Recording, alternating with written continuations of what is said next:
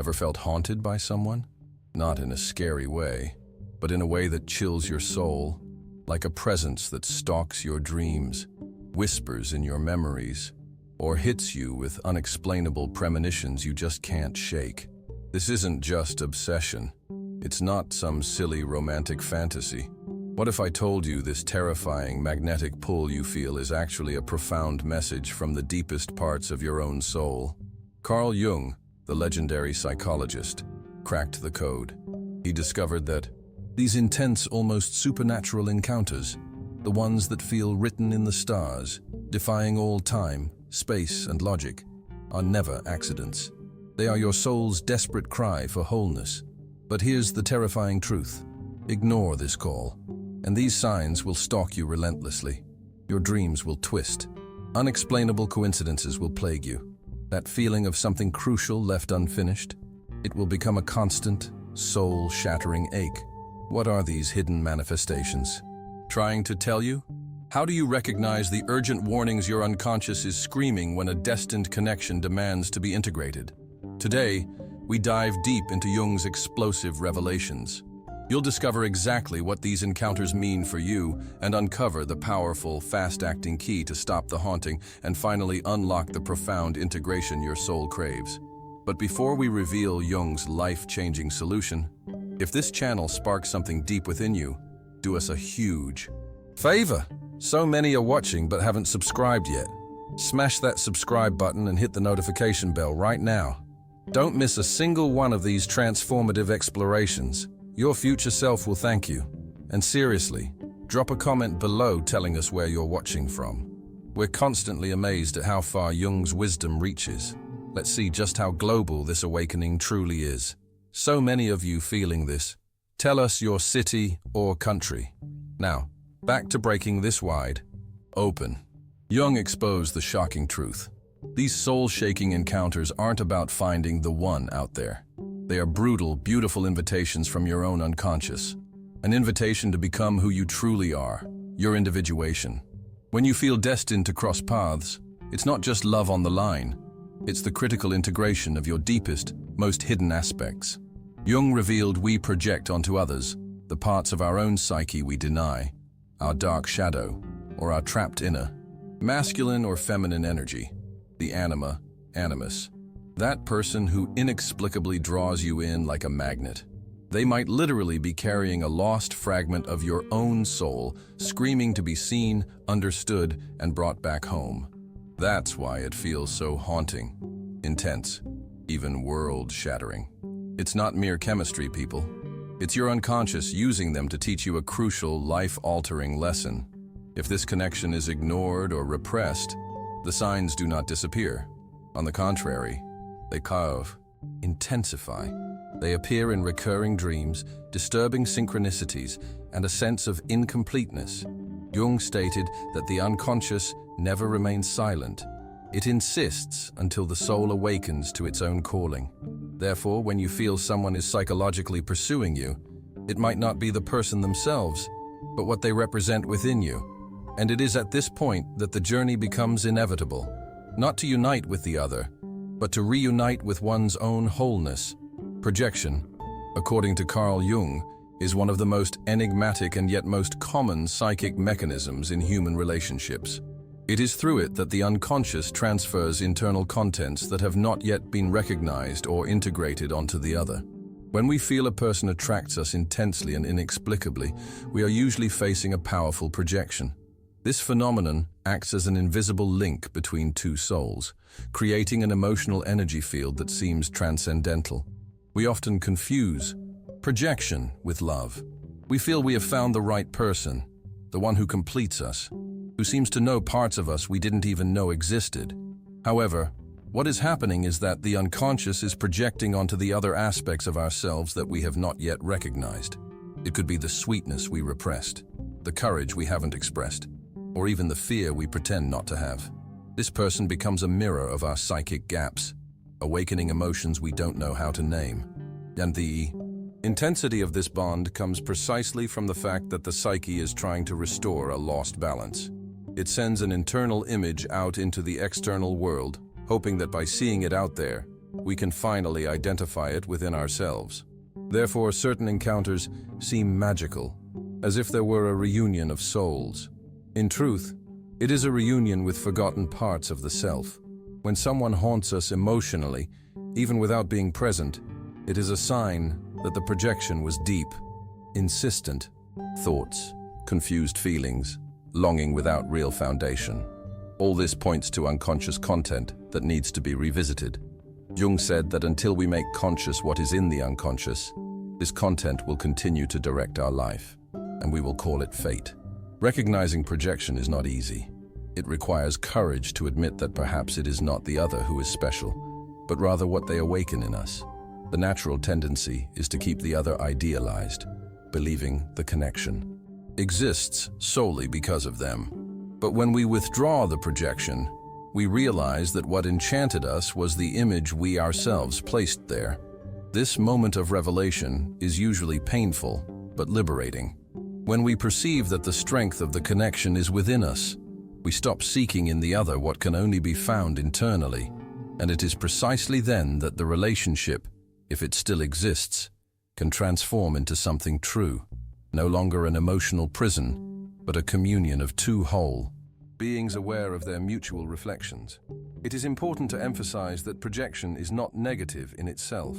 It is a necessary stage in the individuation process. Through it, the unconscious forces us to see what we do not want to look at. The figure of the other is a portal, a summons. If we respond with presence and responsibility, we can transform obsession into consciousness, attachment into learning, and apparent fate into real choice. Therefore, when an emotional connection seems to follow you, invade your thoughts, and influence your decisions, ask yourself, what is this person revealing about me? Perhaps the true encounter trying to happen is not between you and the other, but between you and a forgotten part of yourself. This is the deepest function of projection, to open the path to self-knowledge. The shadow in Carl Jung's thought represents everything that consciousness refuses to see in itself. Traits, impulses, memories, and desires we deem unacceptable. However, it does not disappear. On the contrary, it gains strength in the unconscious and manifests indirectly, often through other people. When we feel someone disturbs us, throws us off balance, or provokes intense reactions we cannot control, we are probably facing an activation of the shadow. And it is precisely then that the deepest bonds arise. Sometimes that person who seems destined for us, who remains alive in our thoughts or dreams, is also the one who causes us the most discomfort. We can love them intensely and at the same time reject aspects of them with equal force. This emotional ambiguity is typical of the shadow's action. It attracts and repels us, connects and fragments us, as if awakening a conflict within us between the image we want to uphold and the truth we fear facing. Jung warned that the true encounter with the other requires confronting the shadow. There is no authentic bond without this process, for it is in the shadow that the most repressed and at the same time most transformative contents of the psyche reside. When we project our shadow onto the other, what we see are our own hidden traits reflected in their attitudes, words, or behaviors. And if this person remains present even at a distance, it is because the lesson has not yet been assimilated. The bond we feel is not merely emotional, it is psychic, and its purpose is the reintegration of these divided parts of ourselves. Conflicts in this context are not signs of incompatibility, but rather that something profound is being revealed. The more someone challenges us, the more chances we have to grow. However, it is common to flee this confrontation, preferring to maintain idealization or cut ties, believing the problem lies with the other.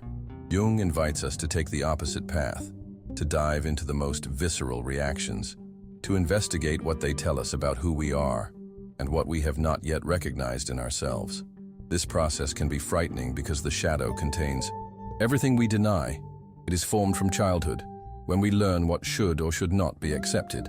We place in the shadow our anger, sensuality, envy, ambition, vulnerability, and often also talents and creative potentials.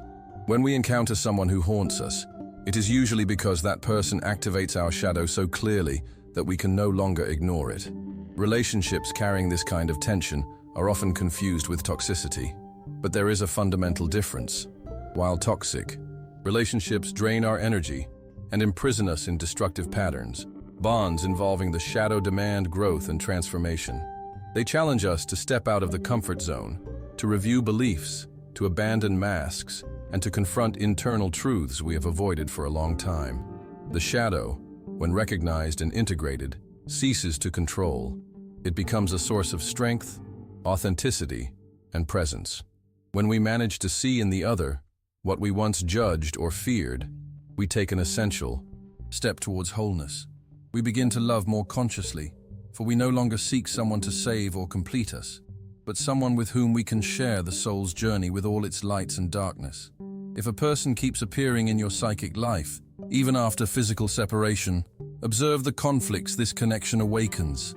They are maps of the unconscious, guides to what still needs to be looked at with honesty.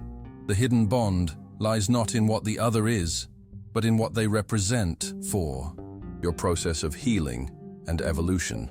And that is precisely what makes certain encounters unforgettable. They do not come to complete you, but to awaken parts that were dormant within you.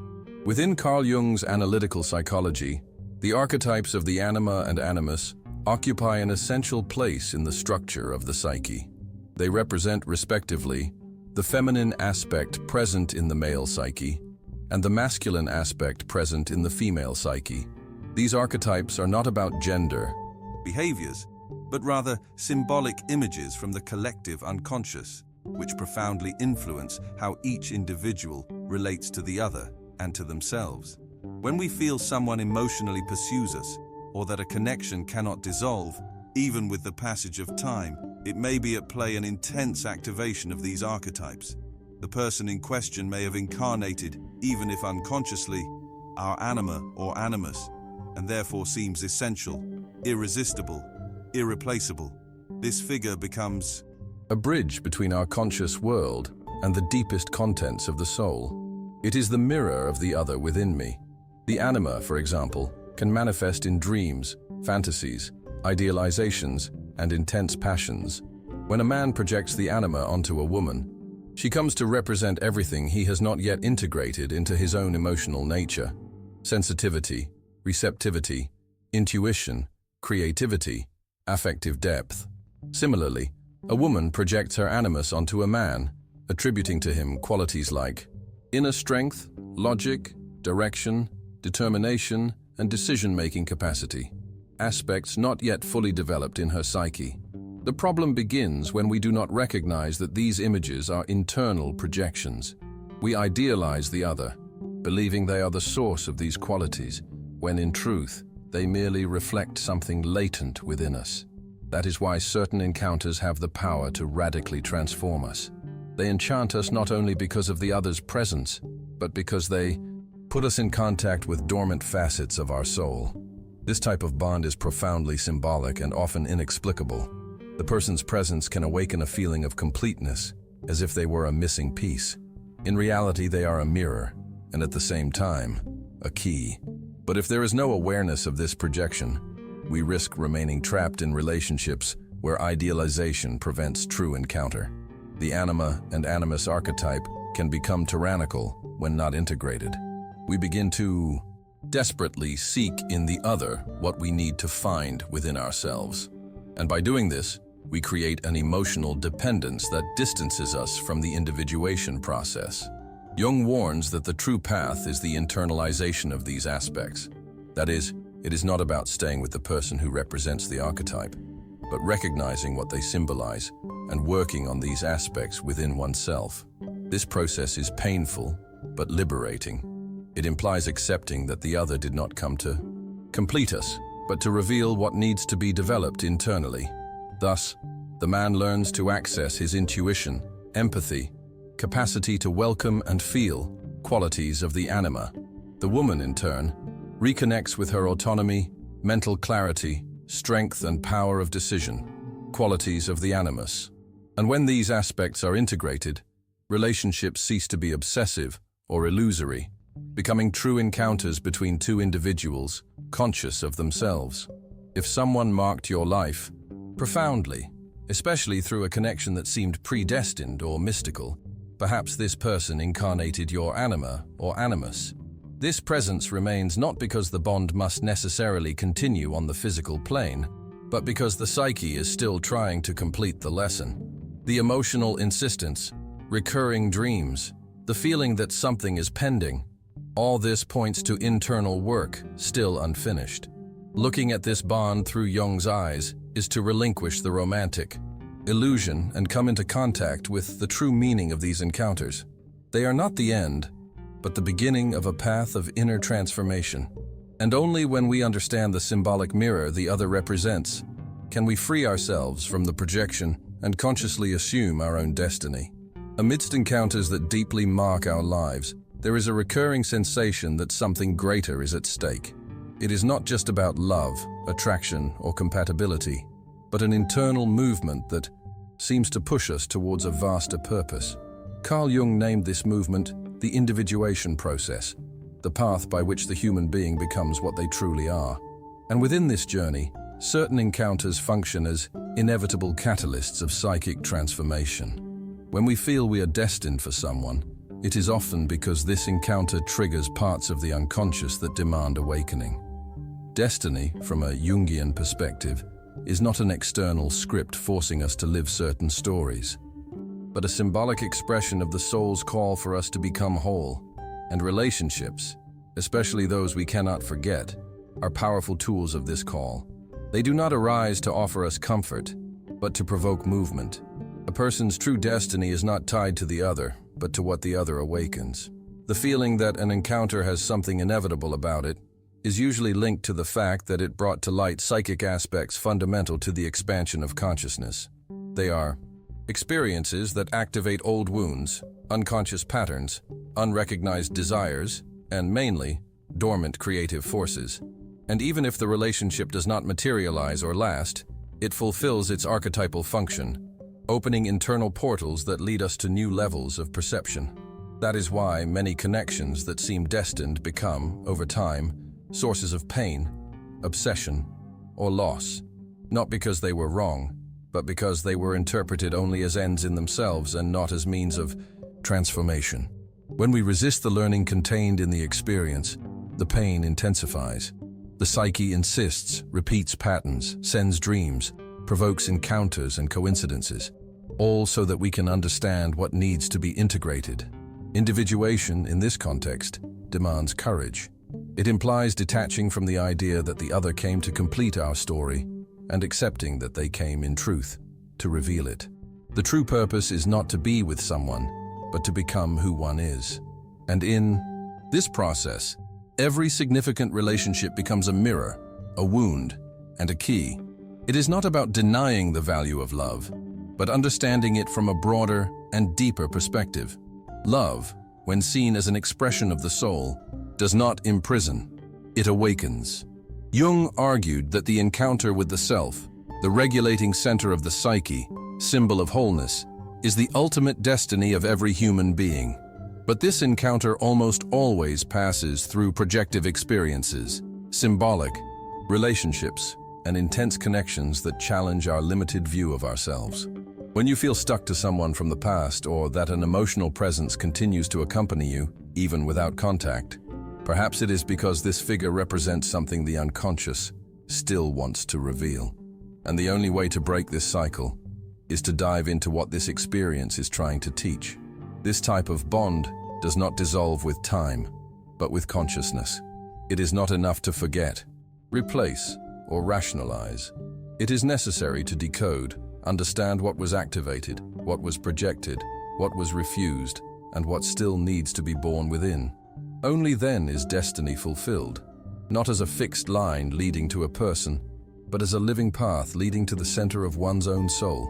Therefore, if you feel someone emotionally haunts you, that certain signs continue to pursue you, that the past seems always lurking, perhaps what you are facing is not an external tie, but an internal call. It's not about the other person, it's about you, about what still needs to be integrated, accepted, liberated, and mainly about what still needs to be born in you, so that destiny ceases to be unconscious repetition and becomes conscious choice. So let this truth sink deep into your bones. Some connections were never meant to last forever. They came solely to awaken you. That presence haunting your emotions, that relentless echo in your mind. It's not about them. It's the roar of your own. Fragmented soul pieces, screaming for integration. Carl Jung revealed the explosive secret. Nothing in your unconscious is random. Every haunting feeling, every persistent bond is a coded SOS from your soul, a direct transmission demanding wholeness. These destined connections that refuse to die, even after the relationship ends, they are your most profound invitation, an invitation to radical inner revolution. You now hold the master keys Jung gifted us. Recognize your projections.